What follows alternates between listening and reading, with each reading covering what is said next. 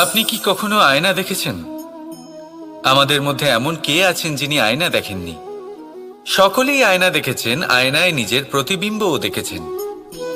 কিন্তু কেউ কি ভেবে দেখেছেন আয়নার পেছনে কি আছে? সেই প্রতিবিম্বের পেছনে কি আছে? দেখুন, যেভাবে এটা হয়, সেই কাচের পেছনে পারদ ধাতুর একটা স্তর দেওয়া থাকে, যে কারণে আমরা যখন দেখি তখন নিজের প্রতিবিম্ব দেখতে পাই। অর্থাৎ এই কাঁচ এমন ভাবে তৈরি করা হয় যে আলোর প্রকাশ যেদিক থেকে আসে সেই দিকেই আবার ফিরে যায়। সেই জন্যই এটাকে আয়না বলা হয়। এটাই হলো সবার জীবনেরও সত্য।